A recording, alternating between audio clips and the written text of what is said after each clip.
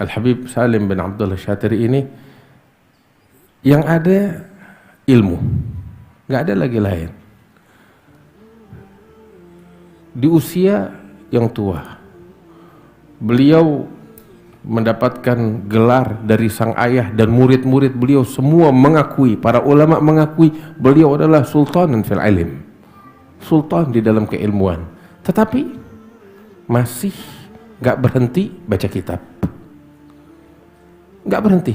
Beliau cerita ketika saya lagi duduk dengan beliau, beliau cerita beliau itu rutin, ya, beliau bilang dari saya masih muda ini sampai usia tua itu sebelum tidur beliau cerita sama saya harus baca tuh sekian lembar dari kitab. Itu ada kitab dia taruh di samping tempat tidurnya, itu dari kecil sekian lembar, tiap malam sebelum tidur dia baca sekian lembar, gak banyak, hanya mungkin beberapa lembar, tapi rutin beliau baca. Beliau bilang sekarang saya udah di usia tua, saya nggak tahu berapa puluh dan berapa ratus jilid yang udah saya hatamkan saat itu aja, belum di waktu yang lain. Di saat itu aja saya nggak tahu udah berapa ratus kitab, berapa ratus jilid yang udah saya hatamkan pada saat itu, belum lagi yang lain-lainnya. Sampai sahabat kami ya Sayyid Al-Habib Ahmad Syauqi bin Syekh Al-Haddad cerita juga sama kita, itu kan rumah orang-orang di Terim itu rumahnya tingkat, nggak terkecuali rumahnya Habib Salim Syatiri juga. Beliau mungkin seharian di lantai bawah, tapi kalau udah waktunya naik ke atas untuk kamar beliau di atas, itu dengan susah payah beliau naik ke atas tangga, lantai atas. Ya namanya orang tua, naik ke atas itu kan perlu usaha, apalagi seperti kita tahu badan beliau juga besar. Itu di tengah-tengah tangga tuh dibikinin bangku khusus, bakal Habib Salim duduk istirahat, sebab naik lumayan capek ke atas. Kita mungkin anak muda 2 menit nyampe ke atas, beliau enggak, naik susah payah, di tengah-tengah tuh dibikinin tempat duduk khusus, bakal beliau duduk. Nah di samping tempat duduknya itu, kalau rumah-rumah di Terim tuh jendela di tangganya itu ada jendela, jendelanya besar. Nah di situ dia taruh kitab,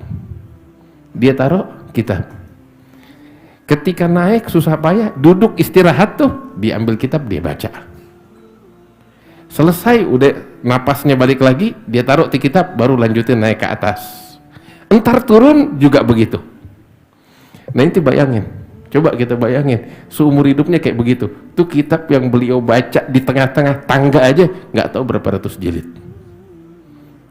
Sampai ada beberapa orang dari ulama diajak sama Habib Salim Syatiri ke perpustakaannya. Perpustakaan Habib besar, ya, itu kanan kiri semuanya lemari kitab. Lorong tuh antara lemari dengan lemari sempit, cuman muat bakal kursi rodanya beliau aja, bakal kursi roda keliling tuh. Beberapa orang nanya, Habib ini banyak banget kitab, antum baca semua? Dijawab, jangan bilang begitu, tanya sama aneh, antum hafal semua apa enggak? Kalau baca semuanya udah dibaca, nanya yang benar, apa pertanyaannya, hafal apa enggak? Tuh jawabannya begitu. Ada ilmu yang luas, tapi subhanallah yang istimewa di atas itu semua nggak pernah nganggap dirinya sebagai ulama. Yang ada tawadhu, kerendahan hati. Ini sosok beliau, sama yang tua, sama yang muda, sama yang ulama, sama yang santri. Nggak pernah nganggap dirinya di atas orang-orang, padahal dia raja di dalam keilmuan. Tertawa sama yang tua, tertawa sama yang muda. Saya ingat ya ketika terakhir kita datang ke Hadramut, pada saat beliau masih ada di situ, terakhir beliau masih ada di Hadramut, kita hadir bawa anak keluarga, itu hampir tiap hari Jumat, sampai kita malu sendiri. Tiap hari Jumat telepon, Ahmad sini makan siang di rumah aneh. Tiap hari Jumat, kita di situ sekitar 40 hari diterima. Tiap hari Jumat dia telepon, Ahmad makan siang di sini. Jangan sendiri, bawa anak-anak semuanya. Dan dia panggil tuh ulama-ulama, ya para masyayikh untuk ikut makan siang. Saya kira dia lagi bikin jamuan, tapi enggak. Belakangan saya baru tahu itu bakal kita. tiap Jumat selama kita di sana dia panggil, sampai kita bingung, malu sendiri kita, sampai kita cari alasan supaya nggak datang, saking malunya kita tiap Jumat dipanggil makan. Sampai kita bilang, Habib nggak bisa Habib, saya mau pergi ke Inat, mau hadir hadrah. Katanya ente hadir hadrah tapi makan siang di sini dulu, begitu makan berangkat hadrah di mana namanya di Inat di Syekh Abu Bakar. Tapi makan tetap makan di sini, sampai kayak begitu. Padahal kita tahu diri kita muridnya beliau, anaknya beliau, santrinya beliau, nggak lebih dari itu.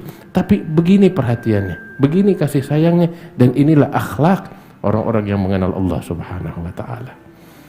Datang terakhir kali kemari, mungkin beberapa dari kita masih ingat. Dan ini saya rasa kemuliaan untuk kampung kita, dan khususnya untuk Masjid Al-Ikhlas juga.